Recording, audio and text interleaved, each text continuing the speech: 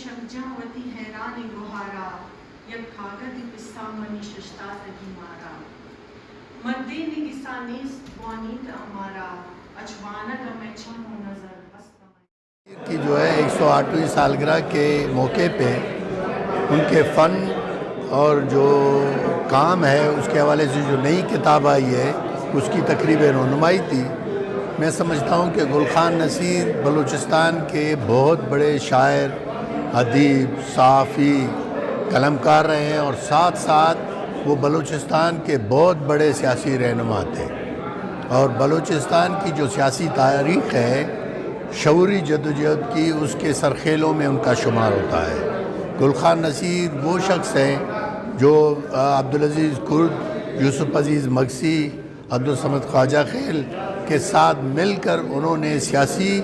جدوجہد کی باقاعدہ ابتدا 1920 میں کی ہے، اور وہی سلسلہ ہم سمجھتے ہیں کہ سیاسی اور تحریکی چلی آ رہی ہے، جس میں پھر میر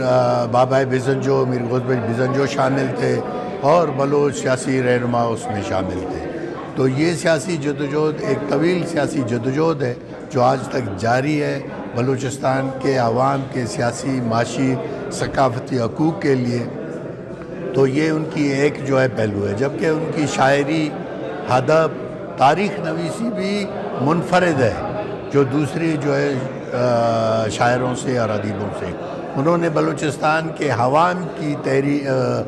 تاریخ لکھی ہے، بلوچستان میں جو عوام بستے ہیں ان کی تاریخ لکھی ہے، قبائل کی تاریخ لکھی ہے۔ تو میں سمجھتا ہوں ان کا اپنا ایک الگ ان کا ایک مقام ہے بلوچستان میں، اور اسے ہر وقت یاد رکھا جائے گا۔ میرا نام یار محمد بادینی ہے، میں بلوچی لفظان کی دیوان کا چیئرمین ہوں۔ آج کا جو تقریب کا انعقاد کیا گیا یہ بلوچی لفظان کی دیوان کے زیر اہتمام اور ہم نے کیا، کیونکہ آج میر گل خان نصیر ملک الشعراء کا 108واں سالگرہ تھا،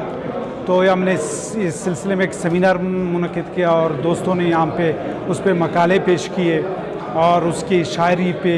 اور اس کی خدمات پہ بحث و مباحثہ ہوا۔ اور گل خان نصیر ایک ایسا شاعر تھا، اس نے ایران کے، اس نے رشیا کے، اس نے ترکی کے شعراء کو بلوچی میں ٹرانسلیشن کیا تھا۔ اس طرح اس نے شاہ لطیف بٹائی کو بلوچی میں ٹرانسلیٹ کیا تھا، اس طرح اس نے فیض احمد فیض کو بلوچی میں ٹرانسلیٹ کیا تھا۔ تو ایک بڑا عظیم انسان تھا، اس وجہ سے ہم ہر سال اس کے